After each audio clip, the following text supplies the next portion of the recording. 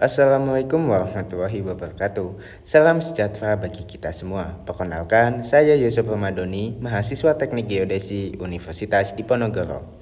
Bahasa memiliki peran yang sangat penting dalam kehidupan manusia. Bahasa bukan hanya alat komunikasi, tetapi juga merupakan identitas suatu bangsa.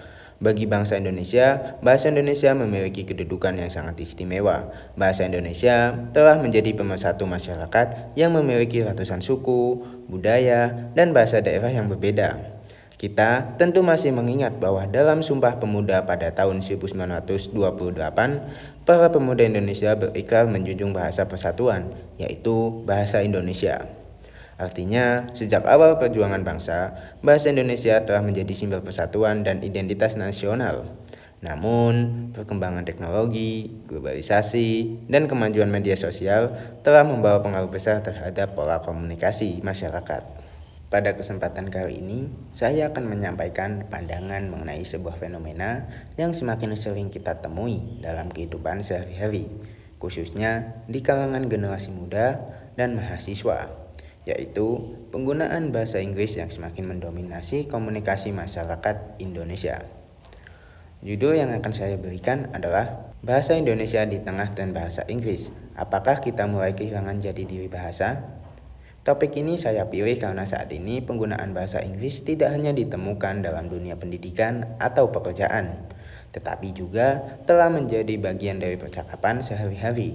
Bahkan, tidak sedikit orang yang merasa lebih percaya diri ketika menggunakan bahasa Inggris dibandingkan bahasa Indonesia. Pertanyaannya adalah, apakah kondisi ini merupakan tanda kemajuan zaman atau justru menunjukkan bahwa kita mulai kehilangan identitas bahasa sebagai bangsa Indonesia? Melalui video ini, saya akan membahas fenomena tersebut dari berbagai sudut pandang, mulai dari penyebab, dampak, hingga upaya yang dapat dilakukan untuk menjaga eksistensi bahasa Indonesia di era globalisasi. Saat ini kita sering mendengar kalimat seperti, "Aduh, sebentar ya, aku lagi meeting." "Ya, deadline-nya besok." "Literally capek banget, kamu lihat gak sih?" Padahal sebenarnya terdapat padanan kata dalam bahasa Indonesia yang dapat digunakan. Fenomena ini menunjukkan bahwa bahasa Inggris semakin melekat dalam kehidupan sehari-hari masyarakat Indonesia. Jika kita memperhatikan lingkungan sekitar, terutama di kampus atau media sosial, penggunaan campuran bahasa Indonesia dan bahasa Inggris sudah menjadi hal yang sangat umum. Banyak mahasiswa yang mengatakan, "Aku ada proyek baru. Besok presentasinya online. Aku lagi fokus upgrade skill. Kita harus improve kualitas diri."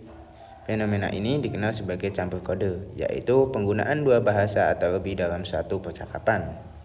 Sebenarnya, campur kode bukanlah sesuatu yang sepenuhnya salah. Dalam ilmu bahasa, campur kode merupakan hal yang wajar terjadi ketika seseorang menguasai lebih dari satu bahasa. Namun, yang menjadi perhatian adalah ketika penggunaan bahasa asing dilakukan secara berlebihan, hingga membuat seseorang kurang menghargai atau bahkan mengabaikan bahasa Indonesia. Ada beberapa faktor yang menyebabkan fenomena ini semakin berkembang. Yang pertama, pengaruh globalisasi. Globalisasi membuat dunia terasa semakin sempit. Informasi dari berbagai negara dapat diakses dengan mudah melalui internet. Sebagian besar informasi global menggunakan bahasa Inggris sehingga masyarakat terbiasa dengan berbagai istilah bahasa Inggris. Yang kedua, media sosial. Platform seperti TikTok, Instagram, YouTube, dan X dipenuhi oleh konten berbahasa Inggris. Banyak tren dan istilah baru berasal dari luar negeri yang kemudian digunakan oleh masyarakat Indonesia. Contohnya seperti kata healing, insecure, overthinking, self-reward, toxic, flexing.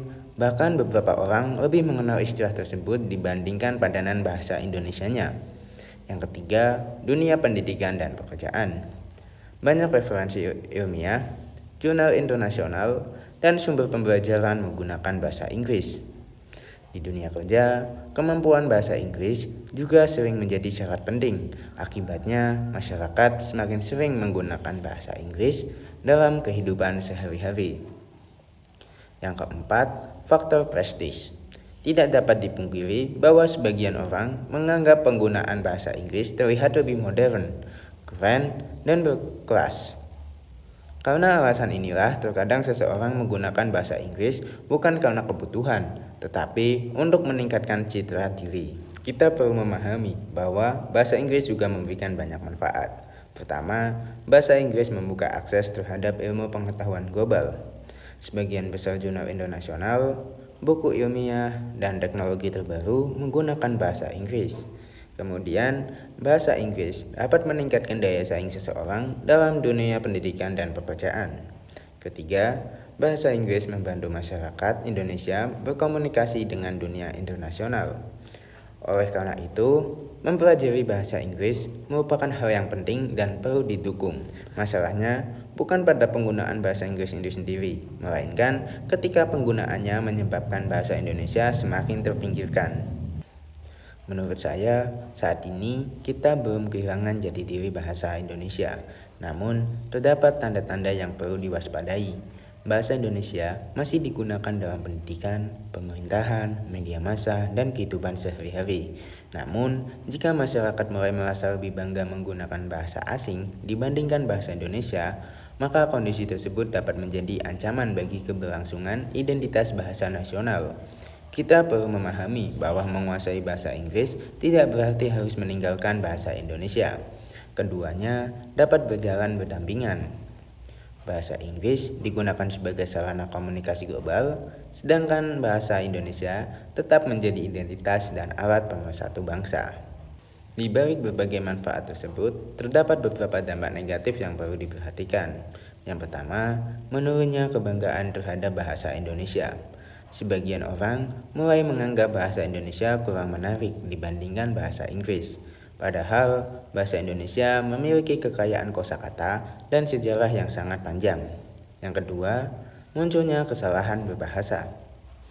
Karena terbiasa menggunakan campuran bahasa, tidak sedikit mahasiswa yang kesulitan menggunakan bahasa Indonesia yang baik dan benar dalam penulisan akademik. Kesalahan penggunaan kata, ejaan, dan struktur kalimat menjadi semakin sering ditemukan. Yang ketiga, berkurangnya identitas nasional. Bahasa merupakan bagian dari identitas bangsa. Jika masyarakat lebih bangga menggunakan bahasa asing dibandingkan bahasa nasionalnya sendiri, maka secara perlahan identitas kebangsaan dapat mengalami penurunan.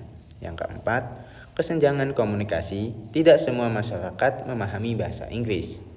Penggunaan istilah asing secara berlebihan dapat membuat informasi sulit dipahami oleh sebagian kelompok masyarakat. Akibatnya, komunikasi menjadi kurang efektif. Bahasa Indonesia bukan sekedar alat komunikasi, tetapi juga simbol persatuan dan identitas bangsa Indonesia. Di era globalisasi, penguasaan bahasa Inggris memang sangat penting untuk meningkatkan daya saing dan memperluas wawasan. Namun, kemajuan tersebut tidak boleh membuat kita melupakan bahasa Indonesia.